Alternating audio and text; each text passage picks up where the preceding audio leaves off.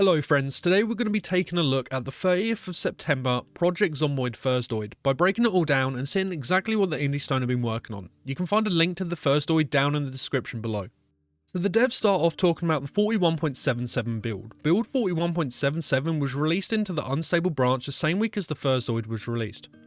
The main aim of this release was to try and fix the crashes and other problems that Linux server hosting was having. So far it seems like they've had success with it. This update also worked on improving client-to-server connections by preferring a direct connection to the server. Servers now have two ports for clients to connect to, both of which are configurable for the server options. The game port 16261 is used to handle Steam queries, while the additional port 16262 is used to handle the direct connection. The Indie Stone have also reported that they have done wider testing of 41.77, which has allowed them to have more than 30 people on a server without any crashes. Next up, we have a quick update which is focused around the final patch of Build 41.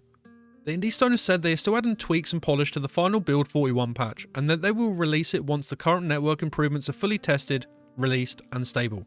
If everything goes according to plan, we should be seeing this update fairly soon. In the latest Thursdoid, you can find a list of the current changes as well as any notable additions recently added in the past few weeks. I'll include these two links in the description of the video just in case you want to have a look at them. Now it's time to get into the super good stuff, Build 42 information and feature previews. The Indie Stone have said that Build 42 will be a very big update and it will appear a sizable amount of time after Build 41 has been fully wrapped up. A sizable amount of time can be anywhere from weeks to months, so a little more patience is going to be required from all of us. If you do want to speculate when Build 42 will be released, leave a comment down below when you think it's going to be coming out. Firstly, there are some performance improvements being made. There is a new rendering pipeline which allows for entire chunks to be cached with a depth buffer. This is going to allow massive rendering and scene construction improvements and should get rid of all the performance issues that we've been plagued with due to the isometric draw order over the years. The Indie Stone then go on to talk about the new light propagation system that they've been working on. This new feature will allow light to naturally leak through doors and windows, providing much more atmospheric and believable lighting. The footage currently running in the background showcases how the new lighting will look. The current in-game lighting system means that the indoor ambiance levels are defined solely by the time of day. If it's daytime, the ambient light levels inside a building are above 0, giving just sub-daylight light levels. Even if there are no sources of natural light that should fall on a tile just by virtue of it being day. Having light naturally leak through doors and windows is going to provide a much more realistic and believable atmosphere, and torches are going to be a lot more important than they currently are. Next up, we have another pretty big feature coming. The Indie Stone are getting rid of the 8-story high limit on chunks. Each chunk is now going to have its own unique defined height up to 32 levels. As well as this, the developers have also found a way to work negative coordinates into the player's location. This should allow developers or modders to build to the north or west to the same extent that they currently build to the east and south. What this basically means is that the maximum size of the map can now be quadrupled. And now we're on to the biggest update of this Thursdoid. All of the features that have been announced are pretty cool, but this one to me is the biggest one. Basements. Basements are coming to Project Zomboid. This feature has been teased and hinted at in the past, but now it's finally confirmed that it will be coming to Build 42.